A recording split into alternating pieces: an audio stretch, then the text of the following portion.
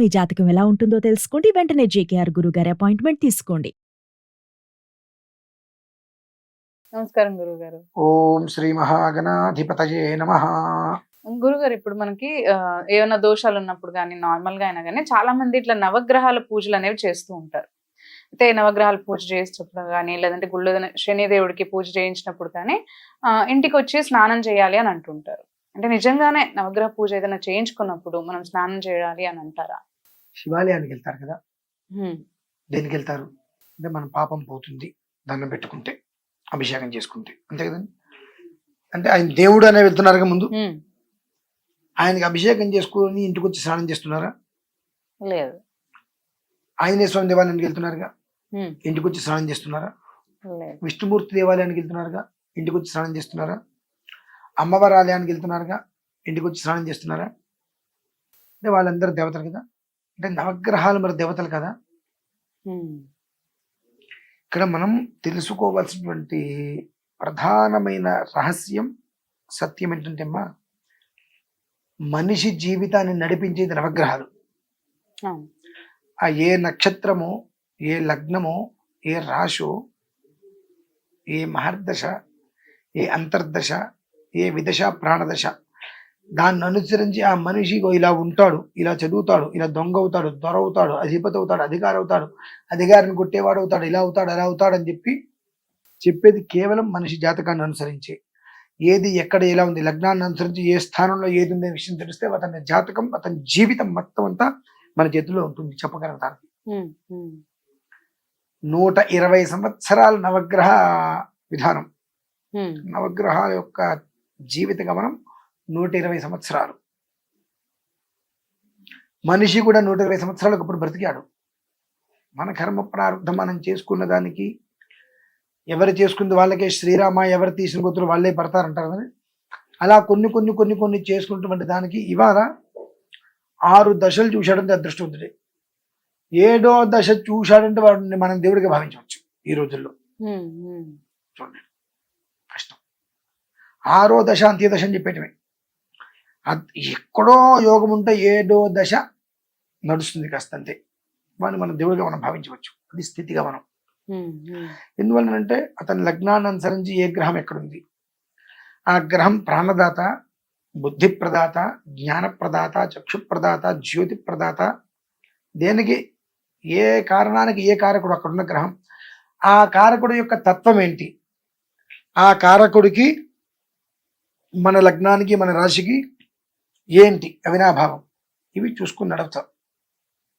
మనిషి పుట్టగానే వెంటనే వేసేది జాతక చక్రం, ఎవరెక్కడున్నారు అని చెప్పి. కానీ అటువంటిది నవగ్రహాలయానికి వెళితే ఇంటికి వచ్చి స్నానం చేయటం అంటే అంతకు మించినటువంటి కర్మ మరొకటి లేదమ్మా.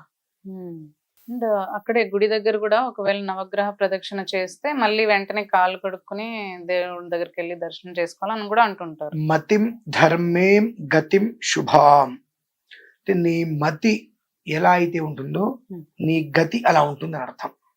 నవగ్రహాలయానికి వెళ్ళిన తర్వాత కాళ్ళు కడుక్కోవడానికి ఒక రీజన్ ఉందండి. ఏమిటి రీజన్ అంటే, ఈ ఉప్పు, నూనె అవన్నీ వెచ్చలవిడిగా పోసేసేవారు. ప్రదక్షిణ చేస్తున్నప్పుడు ఆ నూనె మీద తిరగాల్సిన పరిస్థితి వస్తుంది. ఒకప్పుడు కొండరాళ్ళతో ఉండేది, మొత్తం గచ్చులు గచ్చులుగా, గుంటలు గుంటలుగా ఉండేవి దేవాలయాలన్నీ కూడా, ఎక్కడ కాలు జారేవి కావు. తర్వాత కాస్త హంగు పెరిగి నాపరాళ్ళు రావటం మొదలుపెట్టి, ఈ నాపరాల మీద తడికాలతో తిరిగి ఒక్కోసారి దమన కింద పడతాం. అటువంటి నూనె కాళ్ళు కనుక ఉంటే ఇంకా ప్రమాదం ఉంటుంది. ఆ కారణం చేత నవగ్రహాలయంలో ఎట్లాగో నూనె పోయకుండా ఉంటుంది, కింద పడకుండా ఉండదు, తొక్కకుండా ఉండదు. ఆ ప్రదక్షిణం చేసిన తర్వాత అభిక్రమ ఈ నాపరాల మీదకి ఎక్కితే కాలు జారి కింద పడితే తలకాయ పగలటమో కాలు చేతులు వెరగటమో జరుగుతుంది. కాబట్టి అవకాశం అనేటువంటి అన్ని రకాలుగా సన్నగిలినేది. కాబట్టి శుభ్రంగా కాలుకు రుద్దుకొని కడుక్కొని అన్న కింద పడకుండా ఉండటం కొరకు ఆ నూనె అంటుంది కాబట్టి కాళ్ళకి జిడ్డు అదంతా కింద పడకుండా ఉండడం కోసం కాలు కడుక్కొని వెళ్ళి నాన్నని పెట్టారు. అది కాస్త నవగ్రహాలయంలోకి వెళ్ళి ప్రదక్షిణ చేస్తే కాలు కడుక్కోవాలి, శనికి అభిషేకం చేస్తే స్నానం చేయాలి. శని అంటరాని వాడా, ఆయన పేడ పిశాచమా, వాళ్ళ ఇంట్లో ఎవరైనా చచ్చిపోయారా, అదే 360 రోజులు బయట ఉంటాడా, ఏం కర్మం అండి. ఒక గ్రహం నుంచి మనకు అనుగ్రహం కావాలని చెప్పి వెళ్ళి అర్చన చేసుకొని ఆ గ్రహం అనుగ్రహం పొందకుండా నేను కాలు కడుక్కుంటా శని ప్రసాదం తిన్ను అనుకుంటే ఆ గ్రహం యొక్క ఆగ్రహానికి వాడు గురయ్యేది. ఈ చిన్న లాజిక్ ఎందుకు మర్చిపోలేకపోతున్నాడు? త్రయస్త్రిగం శక్తంత ఓయేవి తత్ నిరేయ ఇమం యజ్ఞకు స్వధయాదంతే. 33 కోట్ల మంది దేవతలు ఉన్నారు. ఆ 33 కోట్ల మంది దేవతల్లో శని ఒకడు ఉన్నాడుగా, రవి ఒకడు ఉన్నాడుగా, బృహస్పతి ఒకడు ఉన్నాడు అంటే నవగ్రహాలు ఉన్నాయిగా. మరి నవగ్రహాలు కూడా ఉండి 33 కోట్ల మంది దేవతలుగాను భావిస్తూ విడిగా గ్రహాలయానికి వస్తే వాళ్ళు ఎవరో అంటరాని వాళ్ళు ముట్టరాని వాళ్ళు అన్నట్టుగా బయటకు వచ్చి స్నానం చేస్తున్నామంటే నీ జన్మ ఆ జన్మాంతం బాగుపడుతుందని ఎందుకు అనుకుంటున్నావు? చాలా దోషం మాది. అటువంటి దరిద్ర పనులు ఏనాడు చేయకూడదు. నీకు ఇప్పుడు ఉప్పు చేతికి ఇవ్వద్దంటారు, నూనె నెయ్యి చేతికి ఇవ్వద్దంటారు. చేతికి ఇవ్వద్దు అంటానికి కారణాలు ఏమిటి? అవి కాస్త జిడ్డు పదార్థములు కాబట్టి ఉప్పు చేతికి ఇస్తే గబిక్కిన గాజు సీసాలు ఒకప్పుడన్నీ గబిక్కిన ఒకరు పట్టుకున్నారు, ఇంకొకరు తెలిస్తే కింద పడి పగిలిపోతాయి. ఈ గుడ్డ తీసుకొచ్చి దాని తుడిచిలోపు ఏ పిల్ల జల్ల ఎవరన్నా వస్తే ఆ పెంకులు గుచ్చుకుంటాయి. అలాగే నెయ్యి సీసాలు అవన్నీ కూడా అంతే, గబిక్కిన వస్తే కింద పడతారు సరిగ్గా తొడవకపోతే. కాబట్టి అటు గాజు సీసాలు ఉంటాయి కాబట్టి అది గబిక్కిన చెయ్యి అనేటువంటిది పట్టు కుదరకపోతే ప్రమాదాలు వస్తాయి కాబట్టి చేతికి ఇవ్వవద్దు అని పెట్టారు. దానికి మన వాళ్ళు ఇప్పుడు విశ్వాసం వేరు, భక్తి వేరు, నమ్మకం వేరు, మూఢనమ్మకం వేరు, మూఢ విశ్వాసం వేరమ్మా. ఈ మూఢనమ్మకం మూఢ విశ్వాసం మనిషిని బ్రతిగుణంగానే చంపేస్తుంది. కాబట్టి నవగ్రహాలయాల్లోకి వెళ్తే కాళ్ళు కొడుక్కోవాలి, శివాలయాలకు వెళ్తే అక్కర్లేదండి. అసలు ఏ ఆలయానికి వెళ్ళినా కాళ్ళు కొడుకోక్కర్లేదు, స్నానం చేయనక్కర్లేదు. నువ్వు ఇంట్లో స్నానం చేసి బయలుదేరి ఆలయానికి వెళ్ళి నమస్కారం చేసుకుని ఆయన ఇచ్చేటువంటి ప్రసాదం అనుగ్రహం ఏదైతే తీసుకుని ఇంటికి డైరెక్ట్ గా.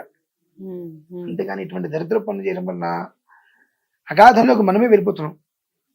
మీ జాతకం ఏంటి, మీ విధానం ఏంటి, మీ నక్షత్రం ఏంటి, మీ లగ్నం ఏంటి, మీ వ్యవస్థ ఏంటి, మీరు చేస్తున్నది ఏంటి అంటే మనిషిని నడిపించేది గ్రహాలు అనేటువంటిది ప్రస్ఫుటంగా తెలుస్తున్నప్పటికీ కూడా నవగ్రహాలయంలోకి పిలిస్తే కాలు కడుక్కోవాలి, శని దగ్గరికి అభిషేకం చేస్తే స్నానం చేయాలంటే మనం ఎంత జ్ఞానాన్ని కమ్ముకొని అజ్ఞానంలో తిరుగుతున్నాము, బ్రతుకుతున్నాము అనేటువంటిది మనకి అర్థం కావాలమ్మా. అది విషయం. చాలా చక్కగా వివరించారు. ధన్యవాదాలు.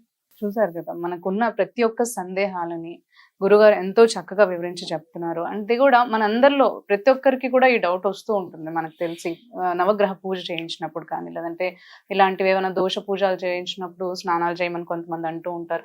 సో ఇలాంటి డౌట్స్ మనకు వచ్చినప్పుడు, అవి తెలియనప్పుడు వాటికి ఎలా చేయాలి అనేది మనకి ఒక ఇలా ఎవరన్నా మంచిగా ఎక్స్ప్లెయిన్ చేసి చెప్తే మనం కూడా ఒక రైట్ వేలో వెళ్ళొచ్చు అని అనుకుంటున్నాను. సో మీకు కూడా ఎలాంటి ఏవైనా సందేహాలు ఉన్నా కానీ, అంటే మీకు జాతకరీత్యా ఏమైనా సందేహాలు ఉన్నా, లేదంటే మామూలుగా గురుగారితో మాట్లాడాలి అని అనుకున్నా కానీ, మనకి స్క్రీన్ పైన నంబర్స్ ఉంటాయి. ఈ నంబర్స్ని కనుక మీరు కాంటాక్ట్ చేసినట్లయితే గురుగారితో మాట్లాడే అవకాశం అనేది మీకు లభిస్తుంది.